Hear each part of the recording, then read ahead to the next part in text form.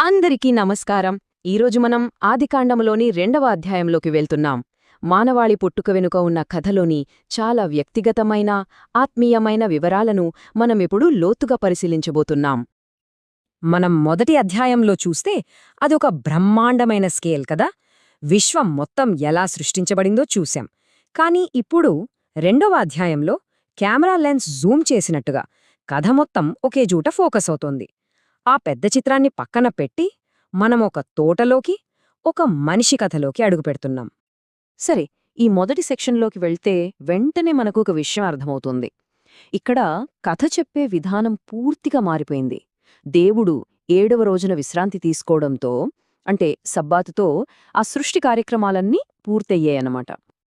ఇక్కడ చూడండి, ఈ 2 చాప్టర్ల మధ్య ఉన్న తేడా చాలా స్పష్టంగా కనిపిస్తోంది.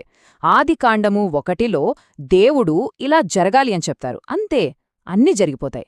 కాని ఇక్కడికొచ్చేసరికి ఆదికాండము 2లో ఆయన ఒక శిల్పిలా, ఒక తోటమాలిలా స్వయంగా చేతులతో పనిచేస్తున్నారు. ఇది ఎంత పర్సనల్ టచ్ కదా. ఈ అధ్యాయంలో ఒక చాలా ఇంట్రెస్టింగ్ విషయం ఉంది. ఇక్కడ దేవుణ్ణి యెహోవా ఎలోహిం అని పిలుస్తారు. ఎందుకంటే యెహోవా అనేది ఆయన కరుణను, ఆ రిలేషన్షిప్ను చూపిస్తుంది. అదే ఎలోహిం అనేది ఆయన అపారమైన శక్తిని, పవర్ని చూపిస్తుంది. సో ఈ కథ మొత్తం పవర్ మరియు పర్సనల్ రిలేషన్షిప్, ఈ రెండింటి మీద నడుస్తుంది. సరే, ఇప్పుడు మనం అస్సలు కథలోకి వస్తున్నాం. మనిషి సృష్టి.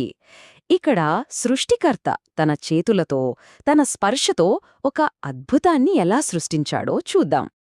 ఆదాము సృష్టి ప్రక్రియను స్టెప్ బై స్టెప్ చూద్దాం. ముందుగా దేవుడు నేలమట్టిని తీసుకున్నారు. దాంతో ఒక రూపాన్ని తయారుచేసి, ఆ తరువాత అతని ముక్కులో జీవవాయువును ఓదారు. అప్పుడు మనిషి జీవాత్మయ్యాడు. ఇక్కడ హిబ్రూ భాషలో ఒక చిన్న వర్డ్ ప్లే ఉంది, చాలా బావుంటుంది. నేలమట్టిని అదామా అంటారు, మనిషిని ఆదామంటారు. అంటే మట్టి నుండి వచ్చినవాడే మనిషి అని ఆ పేర్లలోనే ఉంది. దేవుడు జీవవాయువును ఊదడాన్ని ఒక వ్యాఖ్యానం ఎంత అందంగా వర్ణించిందో చూడండి. దేవుడు ఆదాములోకి జీవాన్ని ముద్దుపెట్టాడు అని. అంటే అది జస్ట్ గాలి ఊదడం కాదు, ఒక ప్రేమతో కూడిన చాలా ఆత్మీయమైన చర్య అన్నమాట. ఇక్కడ వాడిన జీవాత్మ అనే పదం అంటే హీబ్రూలో నెఫెష్ అన్నమాట. దీనికి చాలా లోతైన అర్థముంది. కేవలం ప్రాణముండటం మాత్రమే కాదు. ఈ పదం ప్రకారం మనిషి అంటే దేవునితో మాట్లాడ్డానికి, ఆయనతో కనెక్ట్ అవ్వడానికి, ప్రార్థించటానికి డిజైన్ చేయబడిన ఒక జీవి. మనిషిని సృష్టించాక ఆయనకొక ఇల్లు కావాలి కదా, అదే ఏదెను తోట. ఇది కేవలం ఎంజాయ్ చేయడానికి మాత్రమే కాదు, ఒక బాధ్యతతో కూడిన ప్రదేశం కూడా. అసలు ఈ ఏదెను తోట అంటే ఏంటి? అది కేవలం ఒక గార్డెన్ కాదు, దేవుడు తన ప్రేమతో మానవుని కోసం స్వయంగా సిద్ధం చేసిన ఒక ఇల్లు. పచ్చదనం, ఆనందం, సమృద్ధి అన్నీ ఉన్న ఒక పారడైజ్ లాంటిది. ఆ తోట మధ్యలో 2 చాలా ముఖ్యమైన చెట్లున్నాయి. ఒకటి జీవవృక్షం, ఇది దేవునితో మనకున్న రిలేషన్షిప్ని సూచిస్తుంది. రెండోది మంచి చెడ్డల తెలివినిచ్చే వృక్షం, ఇది దేవుడితో సంబంధం లేకుండా స్వంతంగా జ్ఞానాన్ని సంపాదించుకోవడాన్ని సూచిస్తుంది. సో ఆదాము ముందున్న చాయిస్ ఇదే. ఆ తోటకి జీవనాధారం 4 నదులు. వాటి పేర్లకున్న అర్థాలు చూస్తే అన్ని కలిపి ఒక అద్భుతమైన చిత్రాన్నిస్తాయి. పీషోను అంటే పొంగిపొరలే వృద్ధి, గీహోను అంటే ఉప్పొంగడం, టైగ్రిస్ అంటే వేగవంతమైన ప్రవాహం, యూఫ్రటీస్ అంటే ఫలభరితత్వం. అన్నీ కలిసి ఒక దైవిక ఆశీర్వాద ప్రవాహాన్ని సూచిస్తున్నాయి. ఇంతకీ ఆ తోటలో ఆదాము పని ఏంటి? ఆయనకు 2 పనులిచ్చారు. ఒకటి ఆ తోటను పనిచెయ్యడం, రెండోది దాన్ని కాపాడటం. ఇక్కడ పని చెయ్యడానికి వాడిన హీబ్రూ పదం అబాద్. దీనికింకో అర్థం ఆరాధించటమని కూడా ఉంది. అంటే ఆదాము చేసే పని దేవునికి చేసే ఒక సేవ, ఒక ఆరాధనన్మాట. అద్భుతం కదా. అంతా పర్ఫెక్ట్గా ఉంది. దేవుడు చేసిన సృష్టి అంతా బాగుంది. కానీ ఒకే ఒక్క లోటు, కథలో ఒక చిన్న ట్విస్ట్. ఆదాము ఒంటరిగా ఉన్నాడు. ఈ సమస్యను స్వయంగా దేవుడే గమనించాడు. ఆయనే అన్నారు, నరుడు ఒంటరిగా ఉండటం మంచిది కాదు, అతనికి తగిన సాటిని, ఒక తోడిని నేను సృష్టిస్తాను అని. ఇక్కడ్నుంచే కథ మలుపు తిరుగుతుంది. ఇక్కడ తగిన సాటి లేదా సహాయకురాలు అని అనువదించిన హీబ్రూ పదం ఎజర్. ఇది మనం అనుకున్నట్టుగా ఏదో చిన్న సహాయం చేసే వ్యక్తిని సూచించదు. ఇది చాలా పవర్ఫుల్ పదం. ఇది ఒక సైనిక పదం. తరచుగా దేవునికే వాడతారు.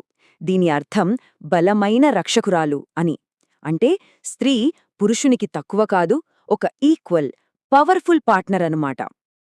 ఓకే, ఆదాము ఒంటరితనాన్ని తీర్చడానికి దేవుడు ఏం చేశాడో చూద్దాం. అవ్వ సృష్టి, మొదటి మానవ బంధం ఎలా ఏర్పడిందో ఇప్పుడు తెలుసుకుందాం. స్త్రీ సృష్టి కూడా చాలా స్పెషల్.